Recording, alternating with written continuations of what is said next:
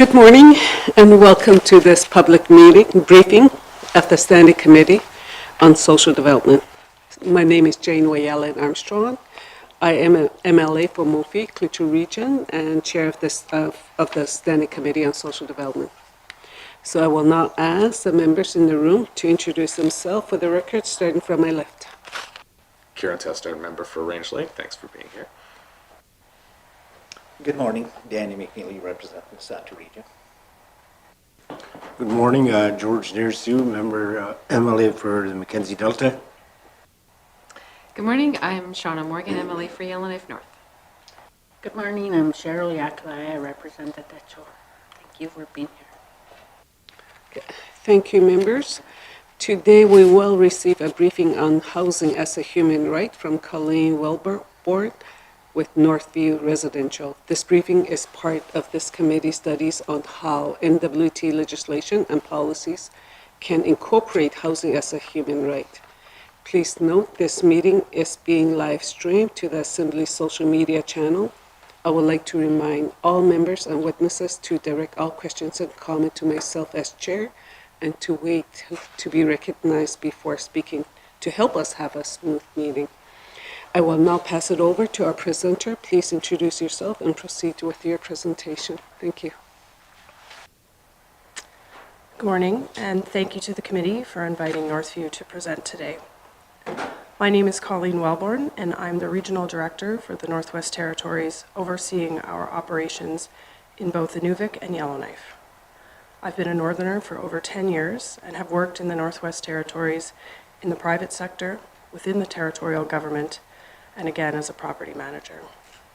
I believe this experience provides a well-rounded view of the current issues around housing.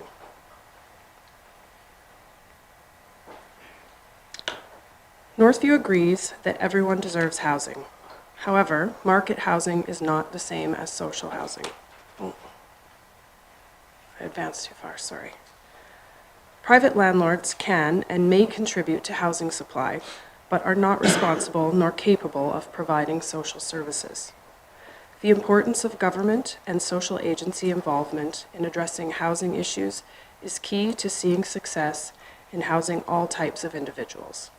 The wraparound services required to help those at various levels of need is essential. Although Northview operates throughout Canada, the North has been and continues to be an integral part of our operations. The original iteration of Northview started in the 80s and was better known as Northern Properties for many years before becoming Northview in 2016. Our president and CEO has been with the company for over 20 years, and our vice president of operations has been with us for over 15 years. Northview remains invested and continues to invest in the North. We operate with the vision of providing our customers with a place to call home and work towards ensuring there are housing options available to all. We understand that we are often the primary landlord in our northern communities of Inuvik, Yellowknife, and Iqaluit, and we value the partnerships with governments and local organizations. Similarly, we understand that northern communities often face different challenges than those in the south. We remain committed to understanding and adapting to these challenges. There is a commonly accepted model of the continuum of housing. Based on this model, Northview provides solutions in the affordable rental and market rental categories. However, many of the tenants being placed in our buildings via social agencies need significant support services. Those experiencing homelessness, violence, and addictions and engaging in criminal activity need to be housed in emergency, transitional, or community housing. Placing these high-needs individuals in market housing sets them up to fail and causes major issues, including vandalism, damage to life safety systems, and generally unsafe conditions for others. The quality of life for neighboring tenants is often negatively impacted when living in proximity to high-needs individuals. Our security contractor speaks to tenants regularly and has been told that often individuals are living on the street and accessing the shelter one day and then placed in a unit the next day. In some cases, they're given an air mattress, blanket, and keys, and told to enjoy their new accommodation. These residents are not provided with any support to integrate into their new housing community. This can create an environment where they are uncomfortable and turn back to the streets for peer support or as a coping mechanism. I know of individuals that are provided units that they don't use. They're so unfamiliar with living in an apartment that they continue to engage in unsafe and destructive behavior in other buildings. Taking someone who is homeless and placing them in market housing without proper support doesn't work. Northview has partnered with Housing NWT for over 20 years and has been committed to offering a variety of rental options, always below the market rate. Relationships with YWCA and Housing First have been in place for well over 5 years and have yielded success in helping to transition many people into unsupported market rentals. 15% of Northview units in the Northwest Territories are rented directly to social agencies. These agencies pay Northview, but decide who occupies the unit, without Northview oversight. Northview has continually reaffirmed a commitment to social housing by moderating rental increases and working with organizations through significant financial and behavioral issues. Due to increases in disruptive and criminal activity, Northview has had to invest significantly in increased security, often when it doesn't make financial sense. These issues have contributed to problem buildings and essentially have left many units in these locations marked as unrentable to market tenants. Northview has over 25 units that are considered unrentable. These units are located in buildings that are 60 to 75% leased to other agencies. The conditions of the common areas are constantly being vandalized and damaged, as noted in the pictures here of the stairwell and entrance. Many Northview buildings have become free-for-alls, where non-tenants are forcing entry into buildings, loitering in stairwells, damaging common areas, causing makeshift and breaking and entering into units. These properties have been hijacked as makeshift shelter space for individuals who are banned from the overnight shelter, choose not to use it, or simply can't get into the shelter. As well, many occupied units are being used as flop houses, so if individuals can't get into the unit they want, they sleep or hang out in the hallways. The situation is so extreme that even mechanical and laundry rooms have reportedly been used for prostitution. The significant vandalism and behavioral issues in some of these buildings are so prevalent and serious that perfectly suitable units cannot be rented to market tenants. Attempts to rent these units in the past have led to complaints and ultimately canceled leases. Northview has effectively removed these units from the market and deemed them unrentable. However, it's important to note that the corridors that are extensively cameraed are in relatively good condition. Similarly, the units themselves are renovated to a modern standard. Both of these pictures were taken of the same downtown building as in the previous slide just a few weeks ago.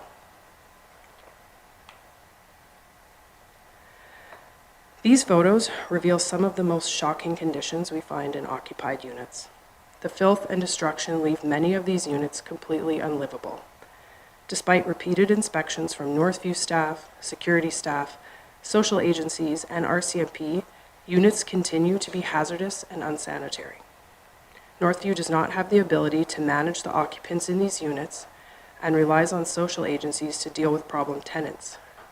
Given their limited resources and internal processes, it takes repeated requests and follow-up for action against the occupants.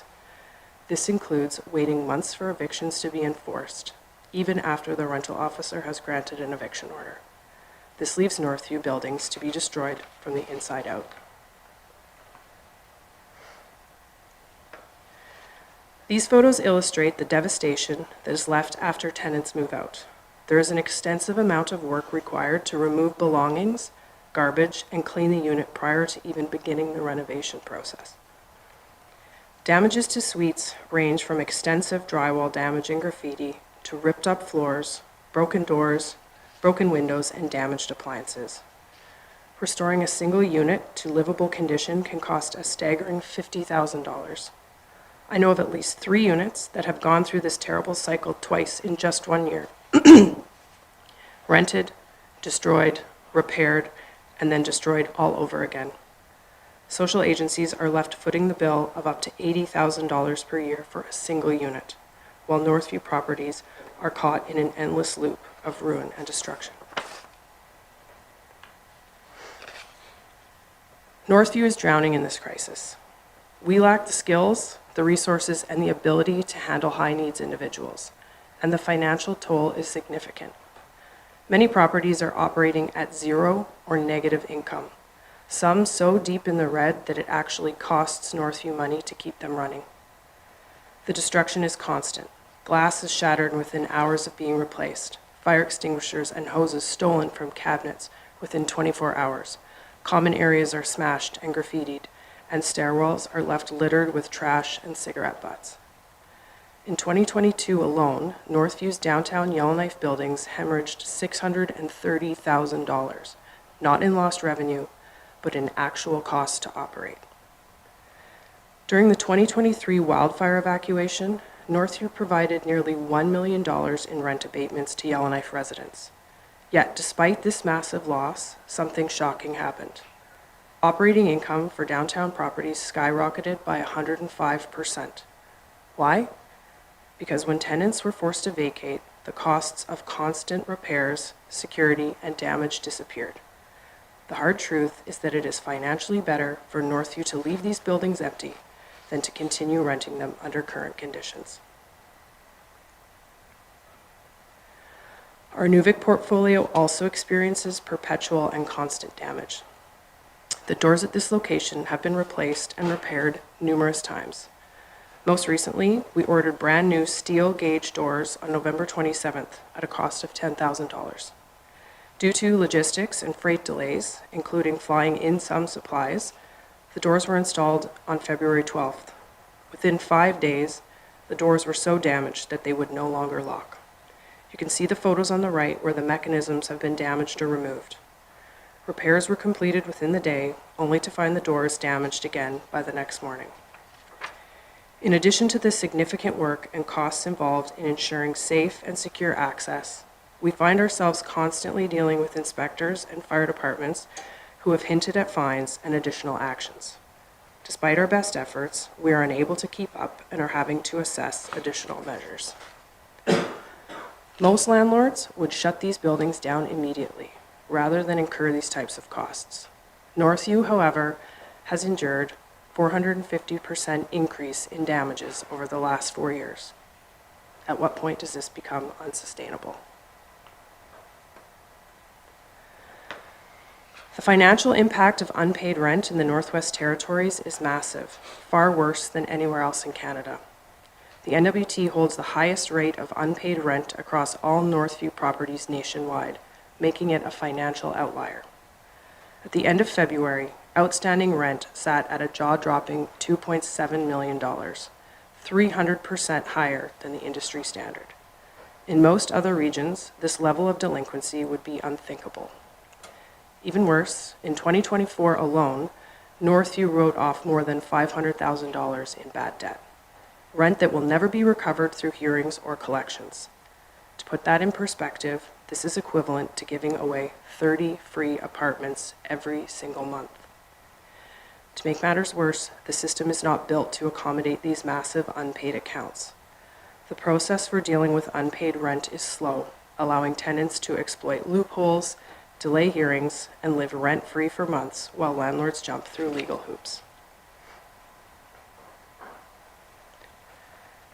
Beyond the costs, the most serious issue that Northview deals with is the shocking crime and mischief that we see in our buildings. Beyond vagrancy and trespassing, many Northview units have become hotspots for violent crime, with weapons, drugs, and criminal activity in plain sight. Many of the perpetrators are housed under subleases with social agencies, creating a dangerous environment for tenants, staff, and the surrounding community.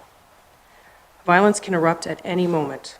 Tenants and Northview employees routinely stumble into chaotic, high-risk situations with little to no warning. These aren't isolated incidents. They are a constant looming threat. Drug activity is everywhere. Drug dealing and open drug use are so rampant that during a routine inspection, the Vice President of Operations was exposed to secondhand crack smoke. This was a wake-up call, one of the tipping points that forced Northview to escalate our security measures. This is no longer just a housing issue, it's also a health and safety issue. Northview buildings are constantly under threat, and without drastic intervention, the situation will only continue to spiral out of control. Northview staff and security are routinely exposed to horrendous images, so much so that we've had to restrict access to security cameras to protect employees from witnessing graphic violence and sexual assaults unfolding in our buildings. For those outside the rental industry, the scale of this crisis is shocking and almost unimaginable. Before returning to Northview, I worked downtown, walking past these buildings every day, completely unaware of the crime behind closed doors. Most people have no idea what's happening inside these properties. As we try to deal with the increases in crime, we see our costs skyrocket, with the largest financial driver being false fire alarms. A direct result of crime and mischief, false fire alarm pulls are relentless and costly. Both the City of Yellowknife and the Town of Inuvik fine landlords if emergency crews respond to more than 2 false alarms per year, a limit that Northview properties exceed by a staggering margin. The numbers are shocking. As this bar graph shows, false fire alarms cost Northview nearly $300,000 in 2022 alone, with 116 false alarms triggering unnecessary evacuations. This means residents were forced from their homes more than 100 times for no reason. False fire alarms and the costs they create are not a national issue. They are specific to the Northwest Territories.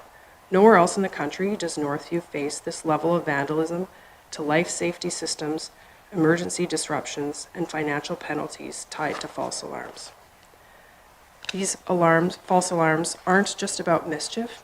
They are fueled by rampant drug use, domestic violence, and criminal activity that spirals out of control. Residents live in a state of constant fear, being evacuated over and over again, while fire crews are stretched thin responding to false emergencies. The worst consequence is that when real fires happen, people stop taking alarms seriously. This crisis isn't just a financial burden, it's a life-threatening disaster waiting to happen. The cost of providing security is directly correlated to the concentration of social housing tenants in each building.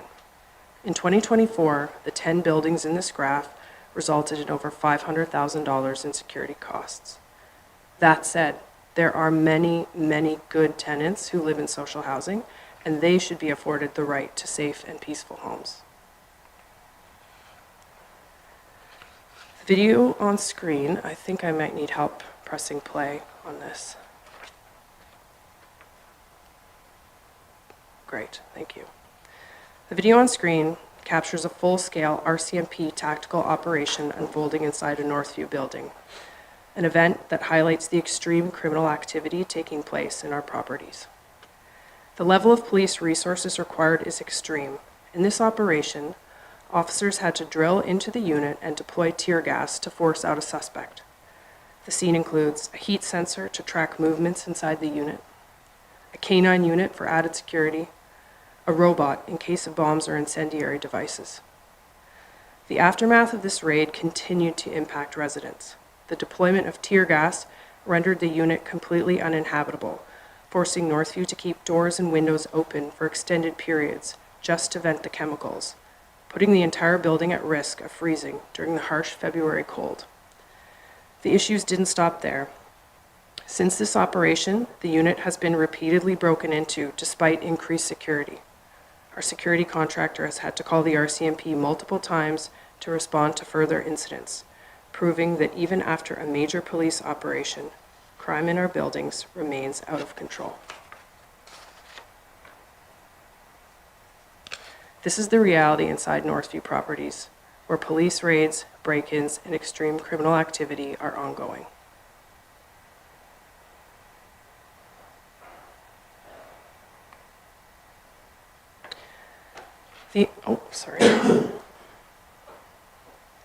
The information on this slide was gathered from the formal reports from our security company.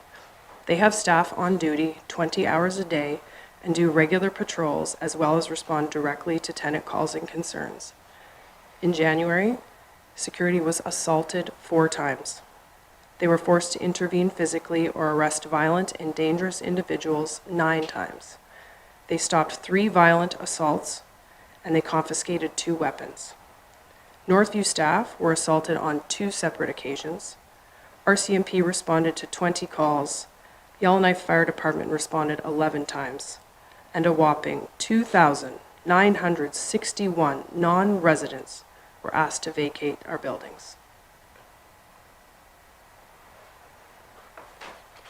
Northview has attempted to deal with the problems in our buildings. We flew up a security company to provide 24-hour on-site service in 10 of our downtown Yellowknife buildings in the spring of 2022. This program included installing significant camera systems, on-site security, an on-site command center, and new lighting, paint, and flooring at over $500,000. In August of 2022, Northview entered into a cost-sharing agreement with Housing NWT. Despite this agreement, it is still economically unviable to continue to operate these buildings. The hard costs to operate continue, with continual replacement of doors, security systems, and life safety systems. The soft costs are those associated with the stress and burnout for staff. It is increasingly difficult for employees to go to work each day to clean, maintain, and renovate when their work is destroyed and they are harassed and intimidated while on duty. All of these factors take resources away from other locations that also need regular cleaning and maintenance.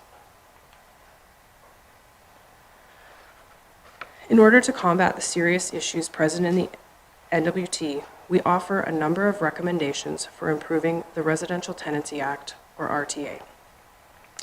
The NWT RTA lacks mechanisms for immediate action against tenant behavior that endangers life, property, or safety systems. Unlike Yukon, BC, and Alberta, where expedited hearings are available, landlords in the NWT face delays that compromise safety. We recommend developing an emergency application process that allows for fast-tracking hearings for urgent safety threats modeled on BC's process. This would allow the system to address criminal activity, tampering with life safety systems, or violent behavior. The emergency process would clearly list actions warranting emergency response, such as disabling fire alarms or engaging in dangerous or violent conduct.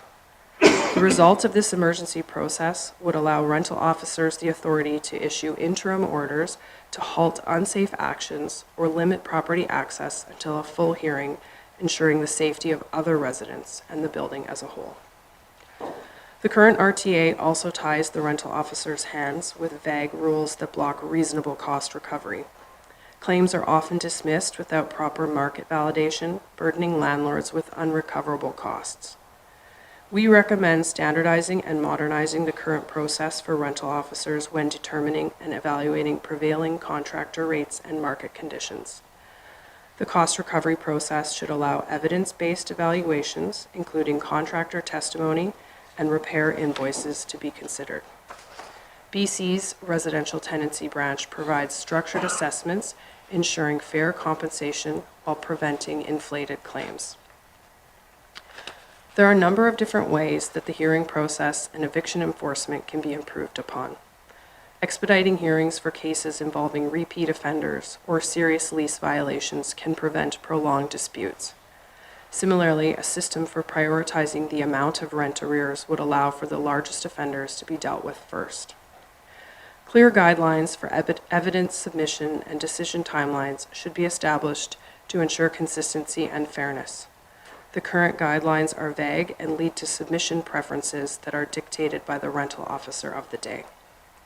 Additionally, strengthening enforcement mechanisms for eviction orders, such as introducing automatic writs of possession, can prevent unnecessary appeals and delays, ensuring a more effective process for landlords and tenants alike. Modernizing the NWT RTA to promote equity, consistency, and efficiency will enhance housing outcomes for tenants and landlords alike.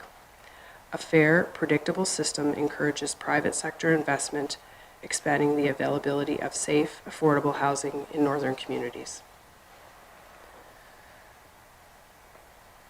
As we are more acutely aware than ever, the future is uncertain. With challenging economics, low growth numbers, and an unwelcoming development environment, future investment in the Northwest Territories is unlikely. Despite these mounting challenges, Northview remains committed to operating in the North, but as a publicly traded REIT, we have options. We can invest, expand, and grow in regions with far more favorable conditions.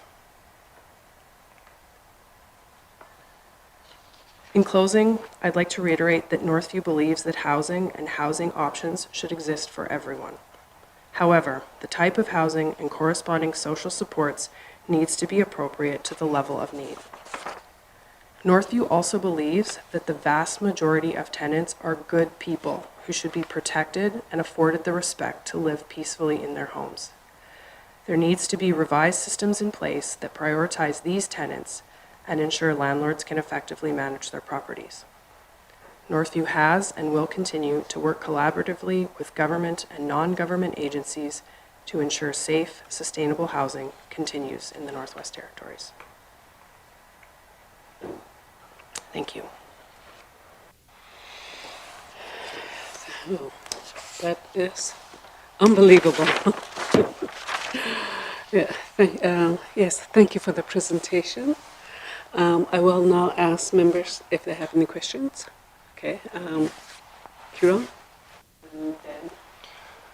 Thank you, Madam Chair, and thank you for the presentation. It's always nice to see a constituent from the Range Lake riding here today. Ms. Wellborn, one of the things we've been hearing a concern about is tenants being blacklisted or unable to access rentals from private landlords.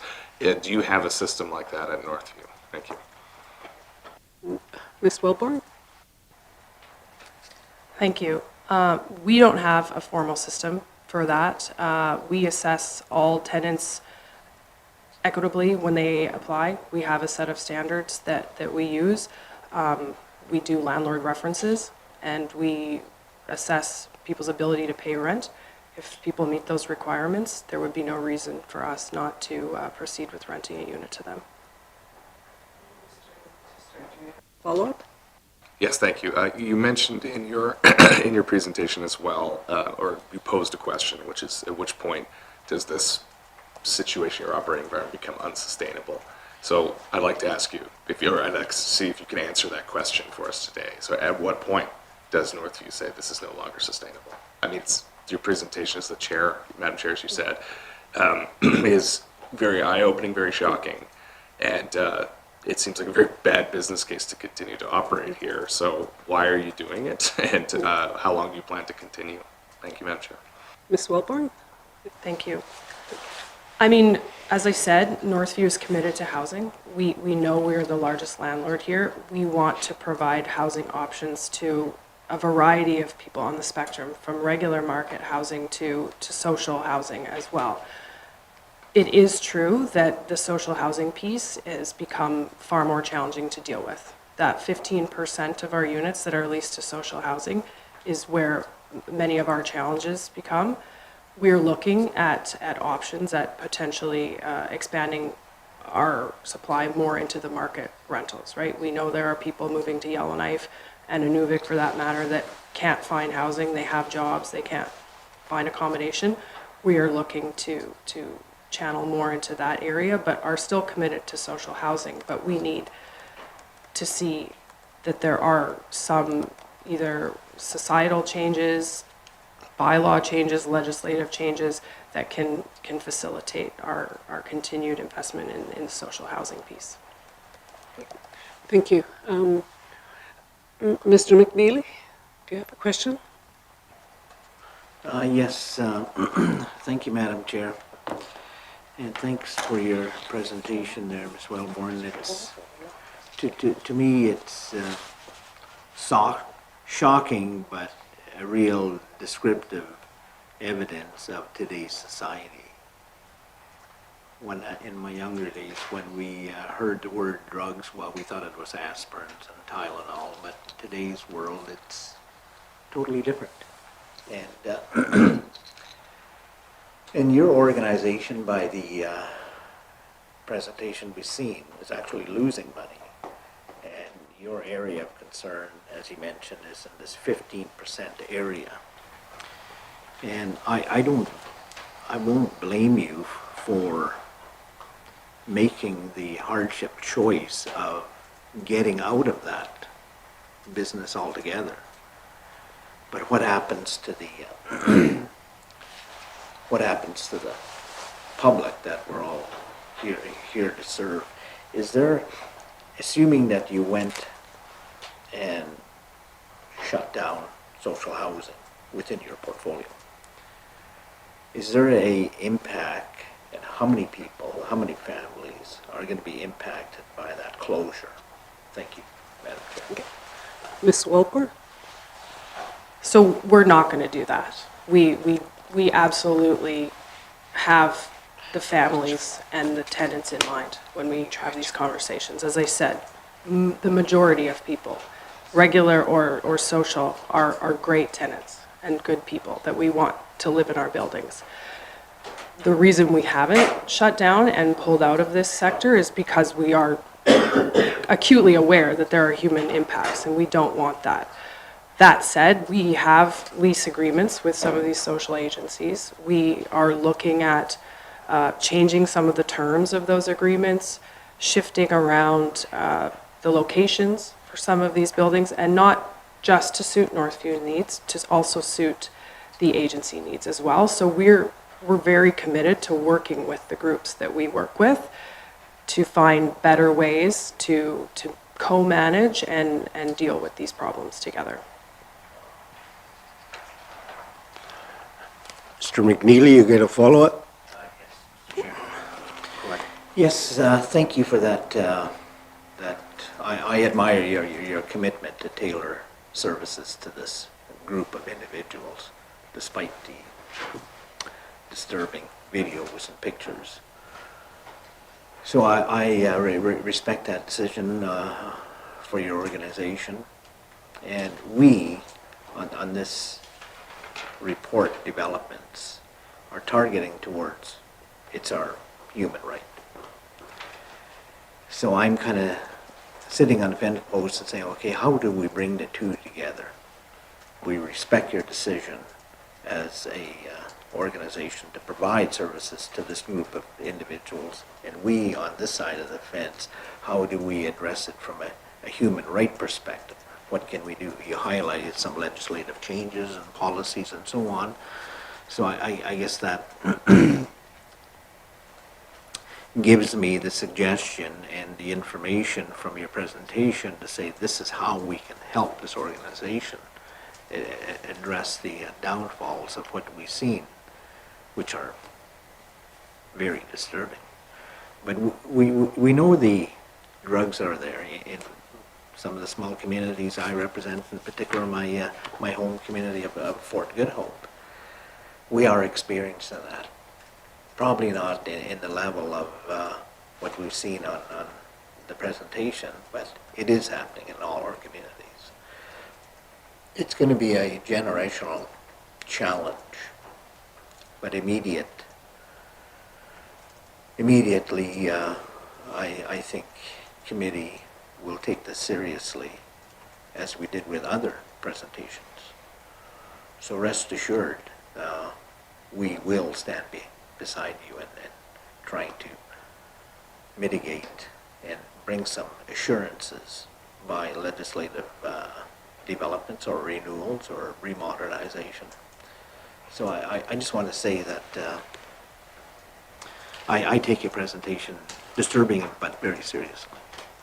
There's people out there that really need our help, and the government has a number of social programs and rehabilitation programs, and it kind of goes back to the assembly that me and my colleague, Mr. Testart, in the 18th Assembly heard from one of the ministers and saying the best social program is a job.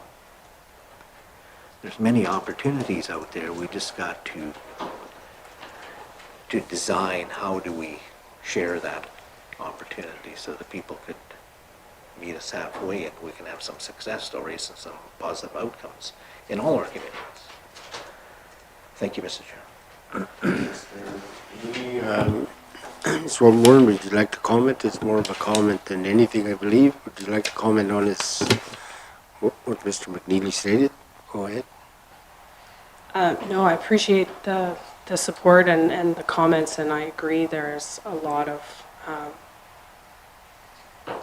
societal change that we'll have to all be a part of over the next generation to see improvements. And that's a challenge for everyone across the country, across the Northwest Territories. So, you know, we know we have a part to play in that. And so, you know, we are, as we say, willing to work together with agencies to facilitate how we can best help people, especially high needs people. Thank you. Ms. Morgan, you got a question? Thank you, Mr. Chair, and thank you, Ms. Wellborn, for taking the time today. You mentioned in your presentation that sometimes people that move into Northview units are not provided with any supports or anything except, you know, an air mattress and the keys and good luck. And you talked about, I think you were referring to those situations where people are coming off the street and then all of a sudden they're in a unit. So I assume you're referring to the Housing First program, because that's the program that tends to work with people coming out of homelessness and put them in units. Can you detail like exactly how many cases you've had where people were not provided with, you know, any furniture, any supports who were part of the Housing First program? And like, you know, how long ago? Is that something that has regularly occurred over the years, or was that like an isolated incident that happened at one point? Thank you, Mr. Chair. Thank you, Ms. Wellborn. I don't have that specific information. The comments I made about that were directly from our security contractor, because they have personal relationships with many of the people in the buildings, far greater than I would. We also try very hard to keep a line of separation between us as the landlord and the tenants. With almost all of the subleases we have with social agencies, they choose their tenants. We don't typically know their names or their circumstances, right? And that's for protecting everybody involved. So we try very hard to respect that. There are times when we need to exchange information, but as far as personal circumstance and things like that, that's not information that would come to me. As I say, that was information from our security contractor, because they know these people very well, and they know them when they're on the street, when they're in shelters, and when they have accommodation. They have long-standing relationships with them. Ms. Morgan, do you have a follow-up? Thank you, Mr. Chair. Okay, so it sounds like those were sort of anecdotal comments that were made. I mean, I respect the fact that you don't deal directly with those tenants who are working with the social agencies, to respect their, you know, privacy, and I appreciate that. But I would assume you do have relationships with the agencies that are running the Housing First program. And so, I mean, I guess I would ask if there are instances brought to your attention, there's, you know, talk or anecdotes being brought forward that someone is being left without anything and any support, I would wonder whether you would, you know, bring that to your Housing First partners and say, hey, there's someone that's struggling here. And I guess, you know, a part of that too is I know that certainly when I was on the board of the Yellowknife Women's Society years ago, there's been attempts to work with Northview to try to rearrange clients so that perhaps Housing First tenants could be all on one floor in one spot so that the agency could better support people all together.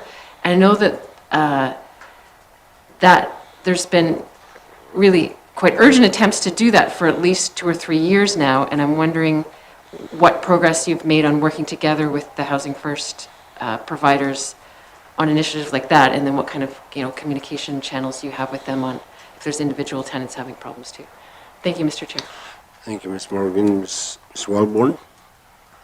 So with respect to the Housing First program, I don't really know what the program entails in terms of, I don't know the process and how people are selected or what supports are provided. I've asked for that information because I'm curious, but I don't know what that looks like. I don't know if it's furniture, job coaching, addiction. I have no idea. So I can't speak to that. But I do, of course, have contacts at Housing First that we deal with. I know they have resource challenges like everyone, and they have turnover, just like everyone does. So I don't have a lot of visibility on that. We see them interacting with their clients, of course, and we know who to speak to. So I'm confident that there are people that are working with them. To the extent of what that individual needs, I couldn't say. Some people are very high needs, some people are less so.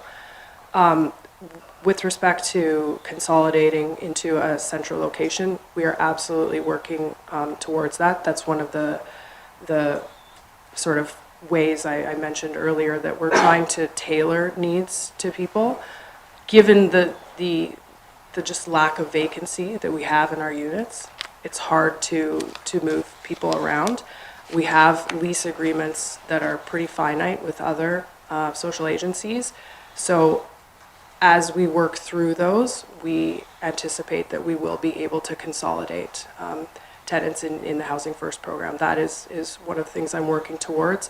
I've been in contact with them about this. We've discussed potential locations and potential setups that would suit their needs. So that is a conversation that's ongoing. Thank you. I'd like to, Wayne, I'm familiar with the one of the buildings in Nuvik. I don't even know what it's called, but it's known throughout the region.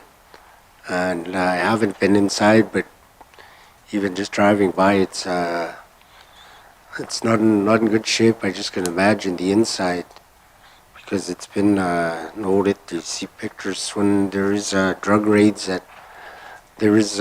It's on the news, and people talk about it personally on social media.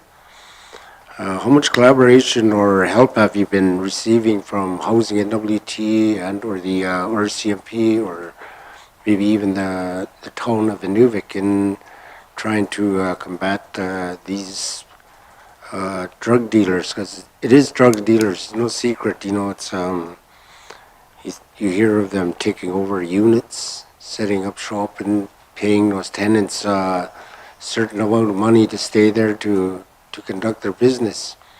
How much help have you been getting from Housing NWT or CMP or even the town of Inuvik to try to find solutions to this problem? Thank you. Ms. Wellborn? Thank you. We work with Housing NWT pretty closely.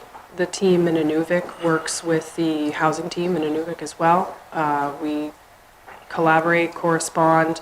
In fact, a lot of the tenants in housing are able to flag some of the people and alert us to problem units, as well as other tenants. But there is definitely a collaboration there, and we appreciate, working with them on that. We all know that evicting people or following up on criminal activity is challenging, so we do our best that way. As far as the town of Inuvik, as I say, understandably, they're not happy with the security issues that we see there, and I understand their frustration. We're frustrated as well. I gave the example of the doors that we're trying to get in. You know that getting supplies into Inuvik can take much longer.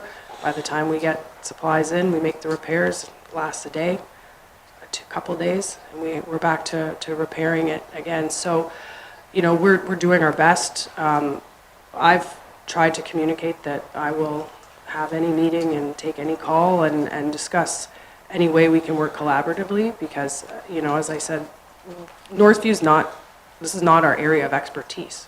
We're a bricks and mortar company.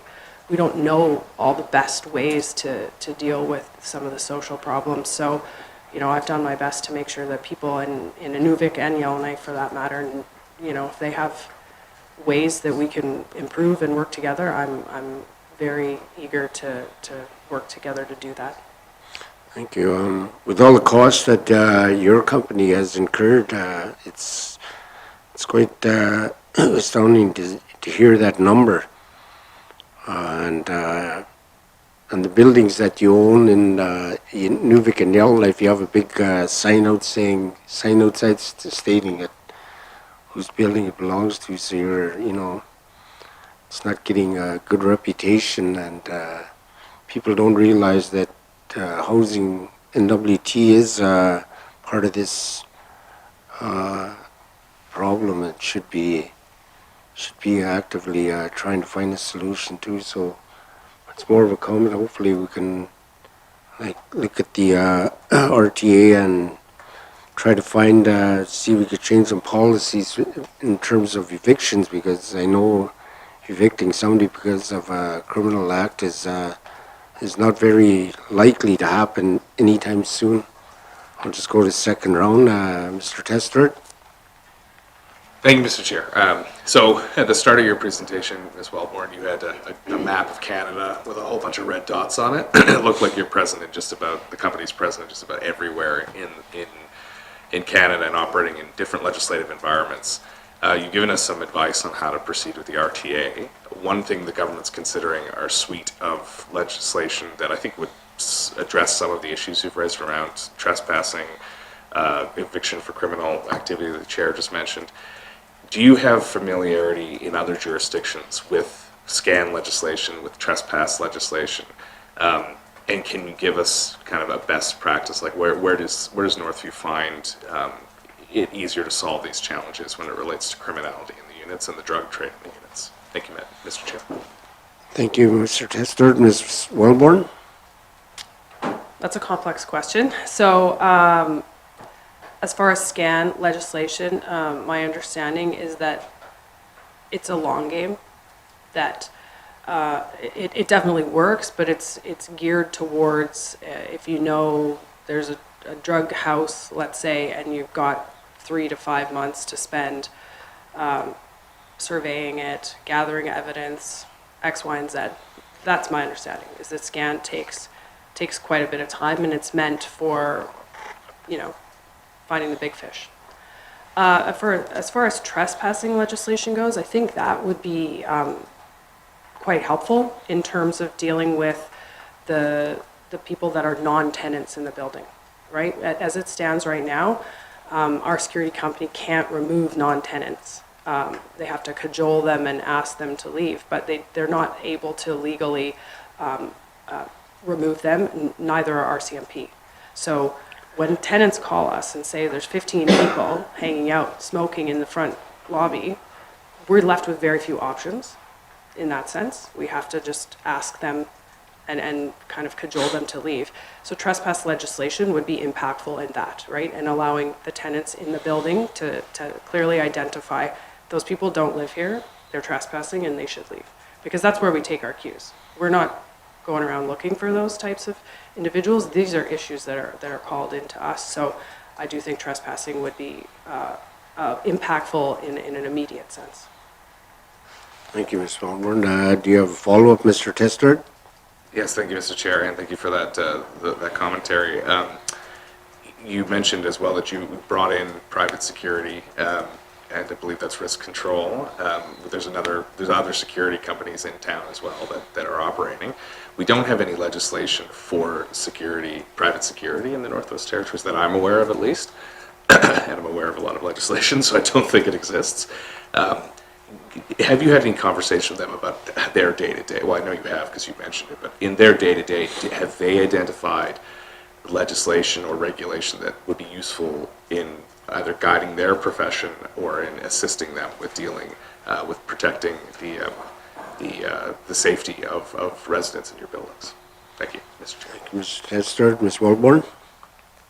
So yeah, I'm also under the impression that the Northwest Territories and Nunavut are the only jurisdictions that have no legislation for security or even governing practices and principles. So my understanding is that because of that, different security agencies can adhere to standards and practice or not. And that's effectively sort of reduced the faith in security in the north because there's not a set of professional standards. So my understanding is that introducing something like that would be helpful in establishing clear guidance for all security companies and sort of promoting the area, the industry as well. Our company is based in Alberta. They're very familiar with the legislation there. I understand there's chapters and associations that would be able to be consulted and assist with potentially, drafting that legislation. I know we take a lot of cues from Alberta as it stands.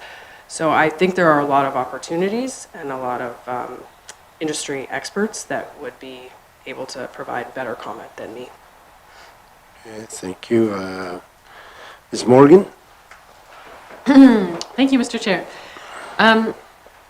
So I wanted to follow up on a comment you'd made before in response to the member from Orange Lake's questions around blacklisting. So I understand you're saying that you wouldn't sort of look at a new tenant and there's no sort of list that would prevent you from renting to a new sort of tenant.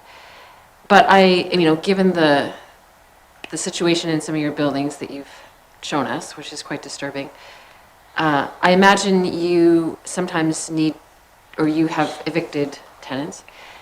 And so are there situations where you might, essentially blacklist or create a list of people who have previously rented from Northview, but you are now sort of saying, we will never rent to them again, or we will never let them inside our buildings?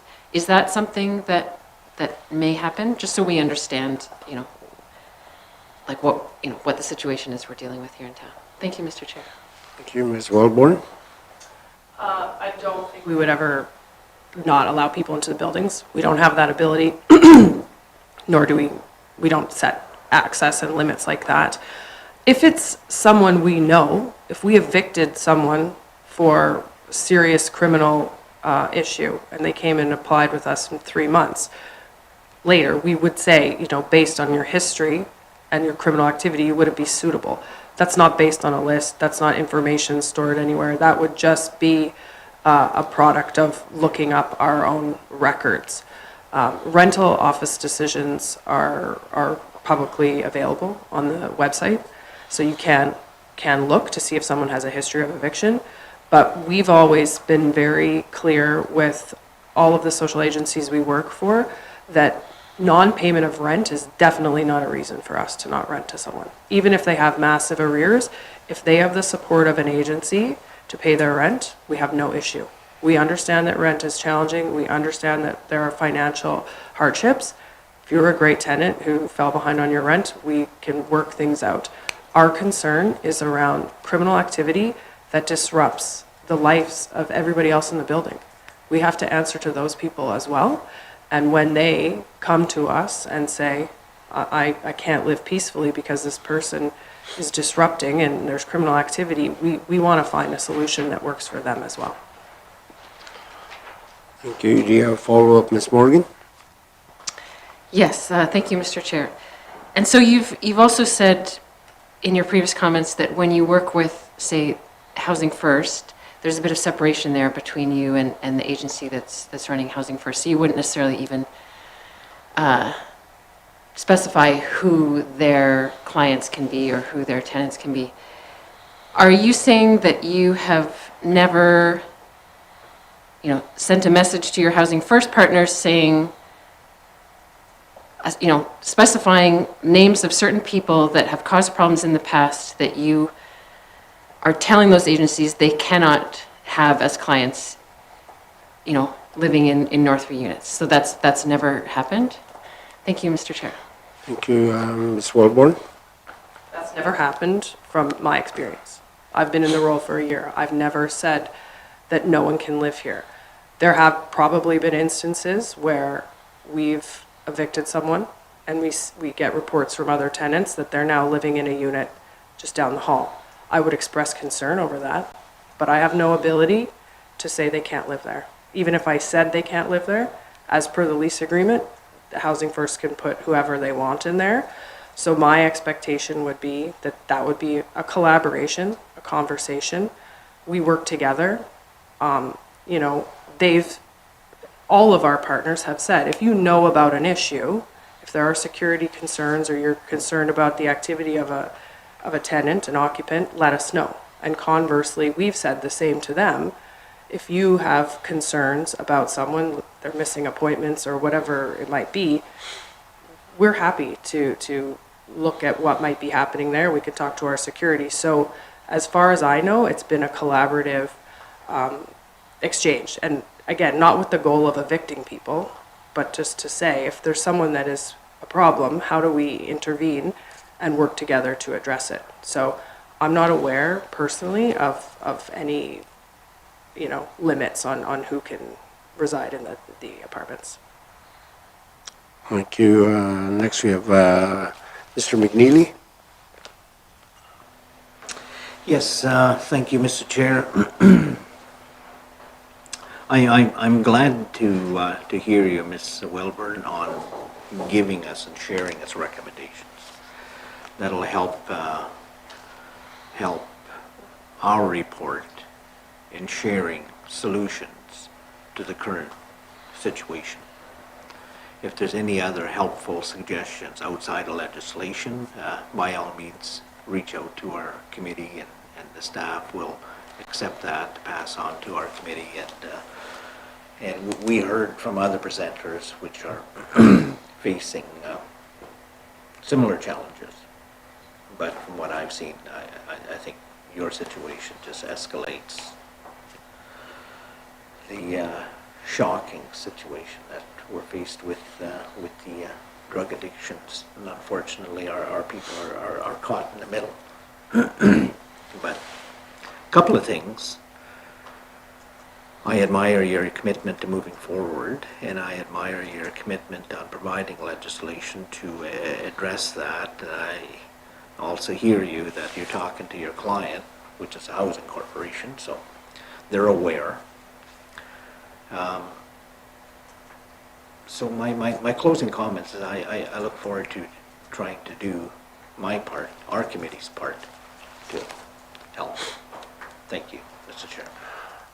Thank you, Mr. McNeely. Is more of a comment. Would you like to respond, Ms. Wellborn, or just take it as comment? No, thank you. I appreciate that. Do you have any more comments by the committee? Okay. Pardon me? Okay. Well, you know, it's a complex issue that we're dealing with. You know, it's be good if we can get the collaboration of all involved, the housing NWT, the RCMP, the town, the city politicians. You know, it's since the inclusion of hard drugs, that all of these crimes have been escalating, and so hopefully we can find a solution, whether it's policy changes or more collaboration with all the stakeholders involved. And I'd like to thank you for, you know, presenting. It's an eye opener. Haven't been, like I said, I haven't been in one of those buildings, and it's shocking to see something like that on video and pictures. It just shocks. I'd like to thank you for coming. Do you have any closing remarks before we end the briefing? I'd like to thank the committee and all the thoughtful and important questions. And, you know, as much as this presentation is shocking and it was sort of meant to be shocking, we have had success. As I pointed out, we have worked with social agencies. We've seen people transition through programs like Housing First and into supported living and unsupported market rentals. So we know that can happen, and that's one of the things that keeps us involved as well, because, you know, we do want people to be successful. And, you know, it's a hard issue for us as a landlord to really understand, but we are willing to work with other groups and to find ways forward to keep finding those successes. Okay, thank you. Thank you very much for joining us today. This concludes today's public briefing on housing as a human right. Thank you very much.